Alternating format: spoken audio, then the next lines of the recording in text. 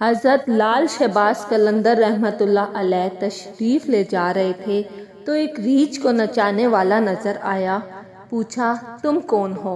تو بولا قلندر۔ اس دور میں ریچھ کو نچانے والے کو بھی قلندر کہتے تھے۔ آپ بے اختیار مسکرا دیے۔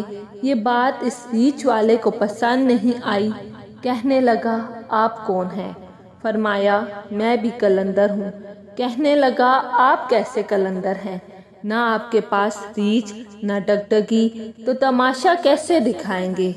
فرمایا پہلے تم دکھاؤ پھر میں دکھاتا ہوں۔ ریچھ والے نے ڈگڈگی بجائی اور ریچھ کھڑا ہو کر ناچنے لگا۔ اس نے کہا اب آپ کی باری ہے۔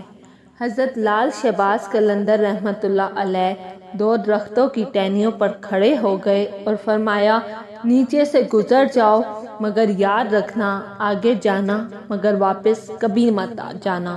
جیسے ہی وہ نیچے سے گزرا ماحول ہی بدل گیا۔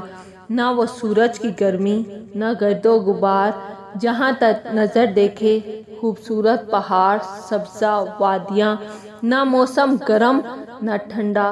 ابھی سوچ میں ہی تھا کہ دیکھا کہ ایک عظیم لشکر سپاہیوں کا گھوڑوں پر سوار تیزی سے اس کی طرف بڑھ رہا ہے۔ وہ گھبرا گیا کہ آج تو جان گئی۔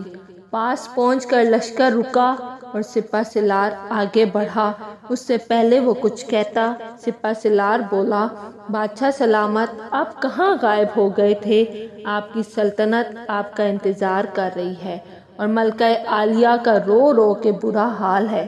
اب وہ حیران و پریشان شاہی گھوڑے پر سوار ہو کر ساتھ چل دیا۔ جب محل پہنچا تو عظیم الشان عمارت دیکھ کر حیران۔ اندر داخل ہوا تو خوبصورت ملکہ گلا شکوہ کرتی لپٹ گئی۔ کہاں رہ گئے تھے آپ؟ سب بھول کر نہا دھو کے شاہی پوشاک پہن کر تخت پر بیٹھ گیا۔ سالوں گزر گئے، بچے ہوئے، پھر شہزادے بڑے ہو گئے، بڑھاپا آ گیا، جسم سے جان، منہ سے ذائقہ چلا گیا۔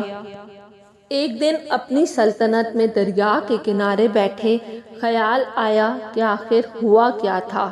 اسی جستجو میں وہیں پہنچا جہاں پر لشکر تھا تو دیکھا وہ درخت ابھی بھی وہاں موجود ہے۔ سوچا کہ چلو دیکھتے ہیں کیا ہوتا ہے، اور درخت کے بیچ سے گزرا۔ ماحول بدل گیا۔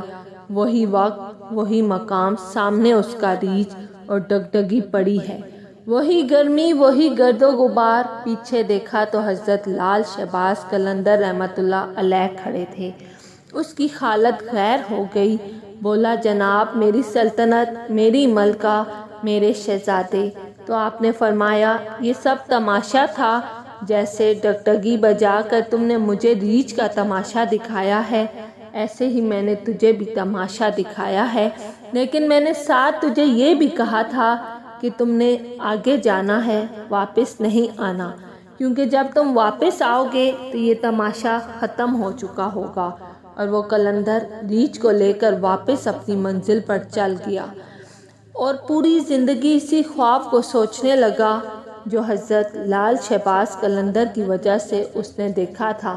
اور سچ کہتے ہیں دنیا یہ سب تماشا ہے، ہر کوئی یہاں پہ قلندر ہے اور ہر کوئی یہاں پہ آ کے اپنا تماشا کرتا ہوا چلا جا رہا ہے۔